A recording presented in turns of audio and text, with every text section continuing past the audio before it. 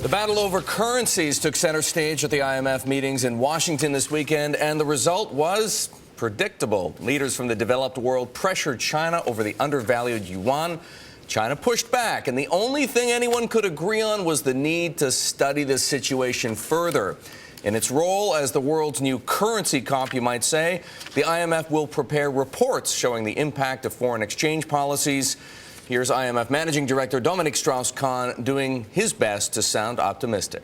We have been saying for years that there was a need to revaluate the renminbi, and the way to do that was to shift from an export-led growth model to a growth model which will be more based on domestic consumption. What do the Chinese do? Exactly this.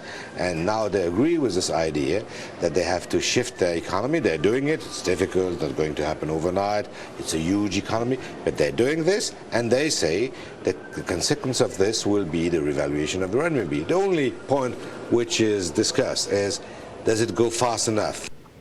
It's all hopeful talk, but as you just heard from Strauss-Kahn himself, the ball is in China's court. Bloomberg's Sara Eisen was in Washington for the IMF meetings this weekend. Sara, why wasn't there more progress on the so-called currency wars? Erik, no progress is right. Everyone is pointing fingers. Emerging markets countries are blaming the United States for a weak dollar. The U.S. is blaming China for moving too slowly to boost the yuan, and China is sticking to its guns, fighting off calls to strengthen its currency, the yuan, talking about how it's creating a double standard. And nobody in the world is willing to accept any policy adjustment or any reform from outside. Right? We've seen this in many, many countries, in the Asian financial crisis, and even in today's European countries, right? It's counterproductive to force policy changes from outside. China's taking the defensive. In the end, plenty of talk, no action. Here's the fear. The currency war could turn into an all-out trade war. That is the last thing this fragile global recovery needs.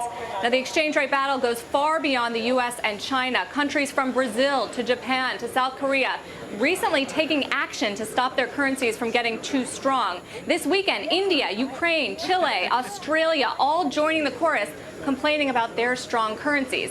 As the U.S. or the Federal Reserve is talking about another round of bond purchases, or QE2 as we've been calling it, a policy that's been weakening the dollar and exacerbating exchange rate tensions.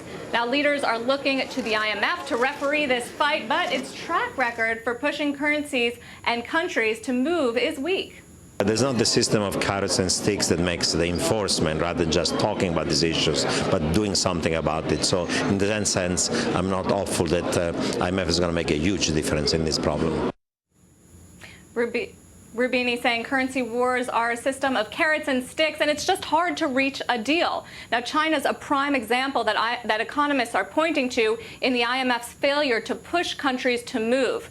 The next round of this war will be fought in Korea at the G20 meetings next month. Leaders are hoping for some sort of concrete action, but for now, Deirdre, it's each country's for themselves.